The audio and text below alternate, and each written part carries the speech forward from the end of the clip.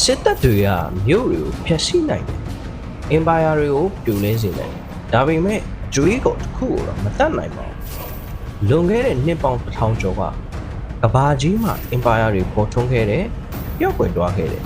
ဒါပေမဲ့ပညာရေးကတော့အသက်ရှင်ကျန်ခဲ့ပါတယ်ကိုစိတ်ဝင်စားဖို့ကောင်းတာ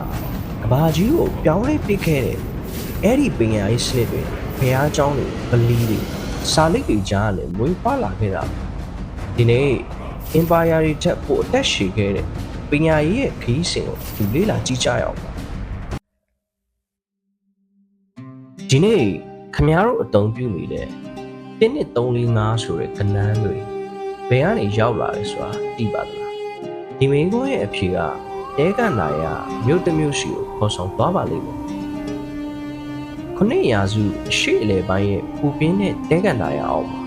အတိပညာကိုဘိုးကွယ်သလောက်တန်ဖိုးထားတဲ့လူအဖွဲ့အစည်းတစ်ခုပေါ်ထွန်းလာခဲ့ပါတယ်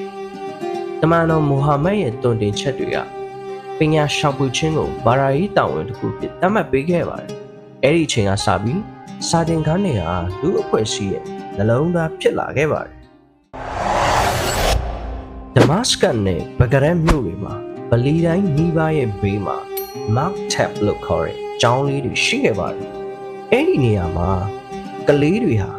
စာဖတ်စာရေးတရားနဲ့ကိုရင်ကျမ်းတွေတင်ခဲ့ကြပါတယ်ပညာရေးဟာထက်တန်းလွှာတွေအတွက်ပဲမဟုတ်တော့ပါဘူးလူထုတရက်လုံးအတွက်ဖြစ်လာခဲ့ပါတယ် Avaxi Empire ပေါ်ထွန်းလာတဲ့အခါချမ်းသာတဲ့ဂုံတွေနဲ့အုပ်စိုးသူတွေက What Fellow ခေါ်တဲ့ Bright ရန်ပုံငွေတွေကိုတည်ထောင်ခဲ့ကြပါတယ်အဲ့ဒီရန်ပုံငွေတွေကဆရာတွေကိုလစာပေးတယ်ကျောင်းတွေစောင့်ဆင်းရဲတဲ့ကျောင်းသားတွေကိုပညာတင်ဆုပေးတယ်တနည်းအားဖြင့်ပညာရေးကိုလူတိုင်းလက်လန်းမိအောင်လုပ်ပေးခဲ့ပါတယ်ကျောင်းသားတွေပိုတိုးတက်လာတဲ့အခါမာဒရာဆာတွေမှာပညာဆက်လက်သင်ကြားခဲ့ကြပါတယ်အဲ့ဒီနေရာတွေဟာဒီနေ့ခေတ်တက်ဂရိုတွေရဲ့ရှေးပြီးပုံစံဖြစ်လာခဲ့ပါတယ်ကွန်ဒေရှာပူမှာခရစ်ယာန်ဂျူးနဲ့မွတ်စလင်ပညာရှင်တွေဟာအတူတကွလေ့လာခဲ့ကြပါတယ်ရှေးပညာတိတ်ပံပညာနဲ့စာပေကျမ်းဂန်တွေကိုအပြန်အလှန်မျှဝေခဲ့ကြပါတယ်ဒါဟာကမ္ဘာပထမဆုံးနိုင်ငံတကာပညာရေးအတိုင်းအဝိုင်းတွေကတစ်ခုလို့တော့ပြောနိုင်ပါတယ်ဒါပေမဲ့ကဘာကြီးကိုအမှန်တကယ်ပြောင်းလဲခဲ့တာကဘဂ္ဂဒက်မှာဖြစ်ပါတယ် House of Wisdom လို့ခေါ်တဲ့ပညာဗိမာန်တော်ကြီးအဲ့ဒီနေရာမှာပညာရှင်တွေဟာ Greek, Persian နဲ့ India စာပေတွေဘာသာပြန်ခဲ့ကြပါတယ်ပြီးတော့အိန္ဒိယကယူဆောင်လာတဲ့ကဏ္ဍစနစ်ကိုတင်ရိုးထဲထည့်သွင်းခဲ့ကြပါတယ်ဒီနေ့တင်အသုံးပြုနေတဲ့အဲ့ဒီကဏ္ဍစနစ်တွေဟာအဲ့ဒီခရီးစဉ်ရဲ့အမွေအနှစ်တွေပါတမျိုးတည်းကနေကဘာကြီးရဲ့တင်ချောက်ပြောင်းလဲပစ်ခဲ့တာဖြစ်ပါတယ်အခုမြေထဲပင်လယ်ရဲ့တစ်ဖက်ချမ်းကိုတွားကြရအောင်ရောမန်အင်ပါယာကြီးပြိုလဲနေပြီးမြို့ကြီးတွေတိတ်ဆိတ်သွားဆိုရအကြောင်းကိုပြောက်သွား